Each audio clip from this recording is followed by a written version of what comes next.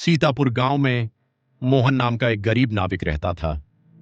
गांव में आने जाने के लिए लोगों को नदी पार करनी पड़ती थी और इस काम के लिए मोहन की नाव ही एक सहारा थी। मोहन बहुत सीधा और ईमानदार इंसान था। उसके घर में उसकी पत्नी राधा और एक बूढ़ी माँ रहती थी। लेकिन गरीबी इतनी थी कि दो वक्त का खाना भी मुश्किल से बनता था और मोहन के ऊपर पूरे गांव का कर्ज चढ़ा हुआ था। एक दिन मोहन अपनी नाव के पास पहुंचा ही था कि तभी गांव का साहूकार जगदीश अपने आदमियों के साथ वहां आ पहुंचा। मोहन, अब बहुत हो गया। पूरे 5 महीने हो गए। आज मैं अपने पैसे लेकर ही जाऊंगा। मोहन हाथ जोड़कर बोला, सेठ जी, बस कुछ दिन और दे दीजिए। इस बार मैं आपका सारा पैसा चुका दूंगा। जगदीश गुस्से में बोला, तेरा धंधा तो खूब चलता है। रोज लोग तेरी नाव में बैठते हैं, फिर पैसे कहां जाते हैं तेरे? मोहन दुखी होकर बोला, सेठ जी, मैं बहुत मेहनत करता हूं, लेकिन कभी मां बीमार पड़ जाती है, कभी घर का खर्च आ जाता है। जगदीश हंसते हुए बोला, बहाने बनाना कोई तुझसे सीखे। सुन, 7 दिन में पैसे नहीं दिए तो तेरी नाव और घर दोनों छीन लूंगा। इतना कहकर वो वहां से चला गया और मोहन उदास होकर वहीं बैठ गया। शाम को जब मोहन घर पहुंचा, राधा गुस्से में बोली, आज फिर साहूकार आया था, कब तक ऐसे ही चलेगा?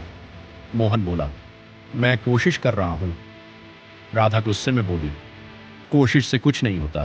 बाकी नाव वाले देखो, सब अमीर हो गए और तुम आज भी गरीब हो। मोहन बोला, मैं गलत तरीके से पैसा नहीं कमाना चाहता। राधा ताने मारते हुए बोली, तो फिर गरीबी में ही जीते रहो। इतना कहकर वो अंदर चली गई। मोहन चुपचाप बैठा रहा और सोच में डूब गया। अगले दिन मोहन नदी किनारे बैठा बहुत परेशान था। तभी एक बूढ़ा आदमी उसके पास आया। बेटा, क्या तुम मुझे नदी के बीच तक छोड़ सकते हो?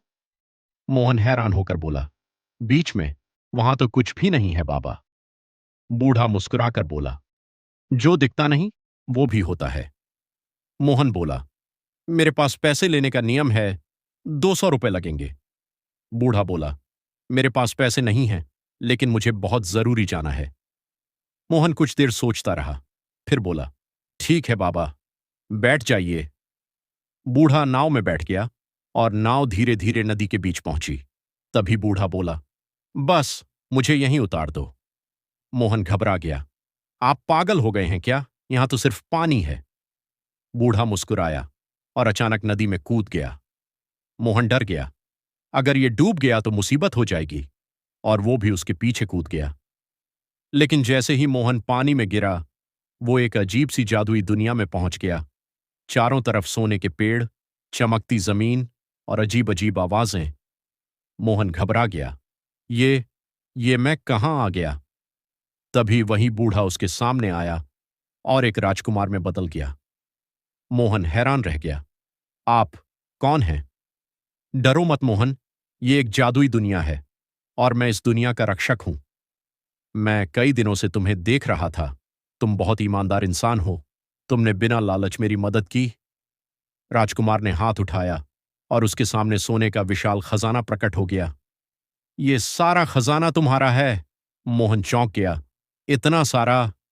हां, लेकिन एक शर्त है, तुम इस राज को किसी को नहीं बताओगे। अगर तुमने ऐसा किया तो ये सब हमेशा के लिए खत्म हो जाएगा। मोहन बोला, मैं वादा करता हूं। राजकुमार उसे एक चमकते तालाब के पास ले गया।